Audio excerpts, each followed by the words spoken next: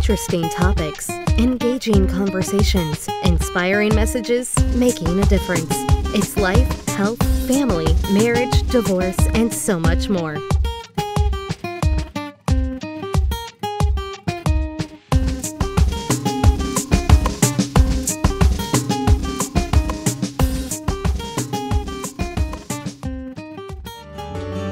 Heart of a Woman. Hello and welcome once more to Heart of a Woman. I am Shorn Des Vignes Daniel, and it's always a pleasure being on set with you. On this program, we want to continue with the topic When Destiny Calls. And I have with me a beautiful sister, someone that I admire when I see the hairstyles, and you know, even in her studio, you see there's a lot of worship going on. So you know, she's just doing it. She's representing kingdom. And who am I talking about? No other than the beautiful Asha Toby Alfred. Hi, good afternoon, welcome, everyone. Welcome to Heart of a Woman. And it's really a pleasure having you on set with us. Beautiful. You always look well put together. I try. You try. You're truly representing Kingdom Woman, Asha. No joke. This is, I don't butter people up. I speak the truth. You know, you're a beautiful woman. I love what I see. So, Asha, I love the name of your business, Kingdom Creations Hair Studio. Yes. Yeah? But before we get into that, tell us a little bit about Asha Toby. Who is Asha Toby? Well, Asha Toby Alfred. Right. Yes, ma'am, I apologize. Alfred. Just a young lady, grew up in the village of Bethel. I always had a passion for hair, so that's from the dolly stage come right up. Right, yeah. But my mom always was like, you're not doing no hair here. Because I guess, well, she wanted me to study my books. Yeah, so they were probably thinking the traditional careers. Right. Yeah. So for fear of getting into trouble, I ensured that I studied my books. And then once that was over, straight into hair. There you go. No so compromise. at what age that? That was like after my last CXC exam. Really? Yes. So definitely when destiny calls, yes, you answered the call. Mm-hmm. You answered the call. And so that was, let's see, 18? No, 18. It was like from 16 or so. 16? Yeah. And I noticed on your page you said you went to Pivot Point or something like that. So how did you persuade Bobby to? Well, my mom passed. Okay. My mom passed away. Yeah. I was around 19 when she passed away. So it was just a short period of time she got to see like what I was about and all of that. But I got her full support because I guess after that, after finishing school, it's just like, okay, once you're not getting into trouble and that kind of stuff, I will support you, you know. So I never used to like waste time and hang out too much and all of that. Yeah. I was just about my business and about my money. Answering the call, right? So I love doing hair. Yeah. I was also involved in a lot of cultural activities because she was a part of the village council in Bethel. So at that time I wasn't a Christian, 18, 19 coming up. And I used to dance for Heritage, go up for Queen shows. Really? Yeah. Okay, so that's where the polish came from as well. So at what age did you get saved? I got saved just before she passed away. All right. Yeah, so I always think that the Lord was preparing me for that season so that I would be strong. Yes. Right? Yeah. So just around that time I got saved. I was singing Calypso. Really? Yeah, I was singing Calypso and my backups were Christians. All right. So the trade-off was I would come to camp with them. Okay. And they would come and sing. They would back me up. Back you up, because you know they find that they were compromising too much, and I wasn't coming to church with them any at all. So I went to this camp, Wesleyan Holiness Camp, and I actually got saved on camp. Right. What was that experience like? That was like, okay, give away these calypsos. I don't want to sing that anymore. I need to pursue Jesus. You know, when you just get saved, you're on fire for him. You fall in love. Yes, you fell in love with Jesus. I was young, so we had And I had the company and, you know, all the assistants from my pastor at that time was Pastor John Gill and his wife Carol Ramsey Gill. So she's my first cousin. Okay. So they really encouraged me in the things of God. Right. I really didn't have a lapse period between getting saved and starting to do worship. It was like straight into, because I guess they didn't want me to go back. Yeah. When you have like a passion for singing and stuff like that, I think as kingdom citizens we need to know like where people's talents and where stuff is, and just kind of usher them into that area. So everybody was wondering how she make the worship team, boy. But you know? why would you ask that though? Because what I realized, and I don't know if people see that. You see all those things that we do in the world, and we think, well, these are my gifts, and these are my gifts, and these are my skills, and I'm doing it in the world. You know, those are skills and gifts that God gave you. Yes. And He is going to use it in the kingdom. Yes. So you used to sing calypso. You used to dance. Yes. Right? And you're doing this in the kingdom now. So it should not, you know, be a surprise. Yeah. You know, just glorifying your God. Yeah? Yes. So you are head of the worship team. Yes. What I always ask people that, because I don't like, as believers, sometimes we put worship in a box. We put God in a box too. I'm gone past that. So everybody have a different way they worship. If you look at church, there are people that will be very open, and there are people that are very quiet. When you worship, what does it do for you? Well, once it could be in any area, it could be in any place, any forum. Once I'm called upon to do worship, or as a worship lead, it's an audience of one. So I kind of don't look at what's going on around me necessarily. Right. So that's why I say it could be at a funeral service.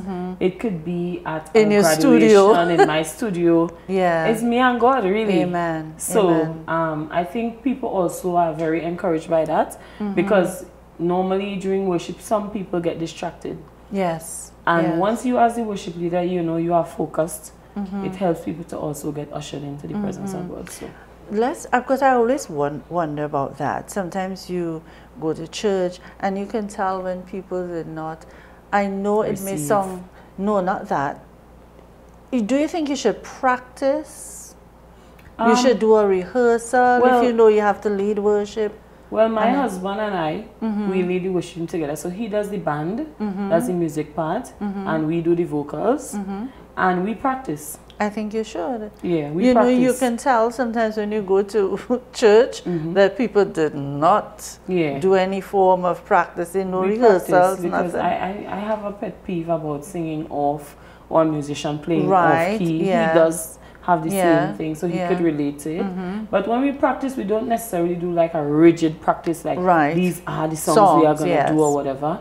We just keep adding songs to our repertoire, and then we build from there. Right. So even if it's during worship, we didn't practice this song this Thursday or whatever, it doesn't mean that the musicians are not familiar with the song and what key you should sing it in. Yes, and of course you will allow the Holy Spirit to do what He has to do during worship. Practice, it allows and gives room to the Holy Spirit, because you already know this amount of songs. Yes. So then you could flow. Yes. And your musicians also could take a cue from you as well during the worship. And of course, as a believer, as a worship leader, you must have your life in line. Holiness, definitely kind of compromise. You can't put that down Monday to Saturday and pick it up Sunday. You can't. Purity, it's a lifestyle. Same thing. It's a lifestyle. Yeah, you have to live it. But what about the fasting? Fasting? We do seasonal fasts.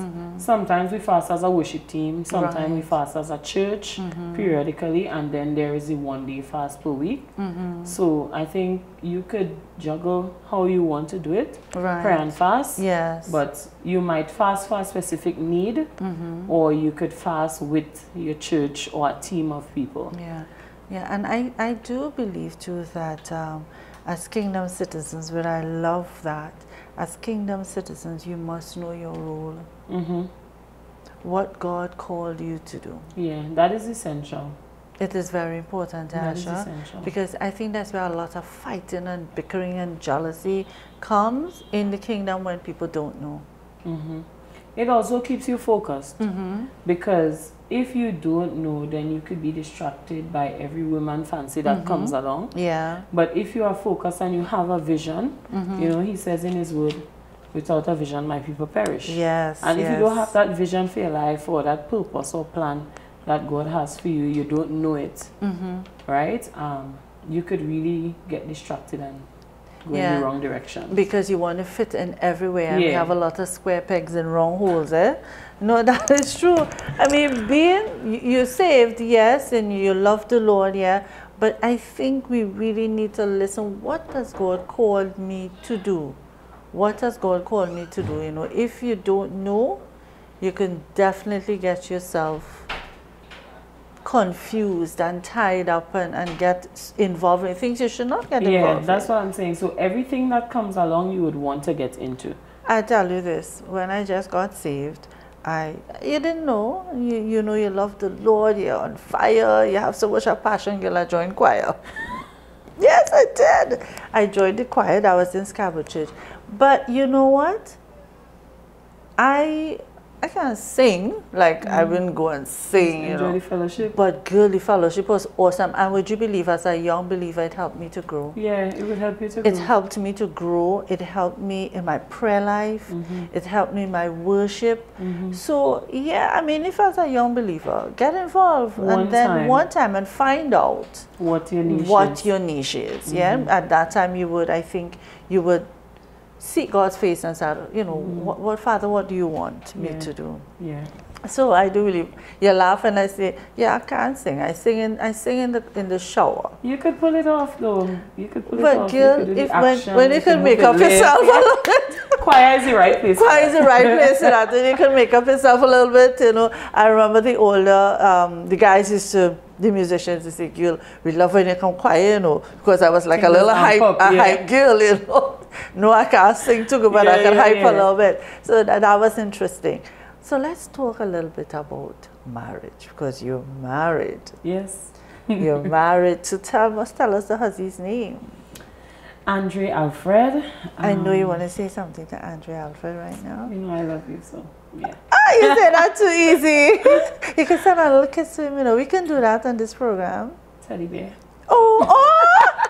I love that. Yes, so Andre, I mean, I've seen pictures with you guys, and there's such a love, and it seems more to me like a friendship. Yeah, well, we try to do everything together.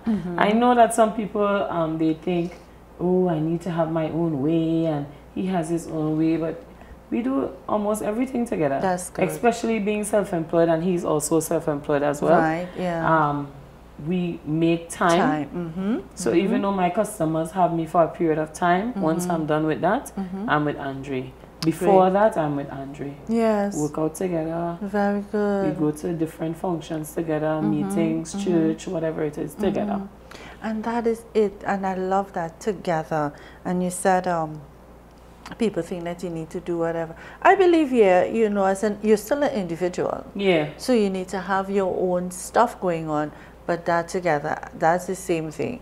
There was a time when I wasn't driving, so my husband would carry me everywhere. He said, you need a car? So I'm driving now. But I would say, babes, come and go with me now. Still, right? Still, right? Because to go. I miss not being with him, you know. So we did just the same thing. We do almost everything together. You know, I can't wait sometimes to come home and say, boy, you know, that's my little commerce partner, I will share stuff with. Yeah, so I get it. Do you feel that people sometimes get a little jealous of the relationship? It could happen, but I just be in my bubble, you know. Like, my friends are always, Asha, you in this bubble, you ain't recognize so. I'm like, no, I ain't see that. Yeah. I wouldn't recognize it. Yeah. Because I in my own little world, and I'm good with that. But people could, if they desired, like for me, if I'm jealous of something or about something, I aspire to be. I use that as a propelling force for me.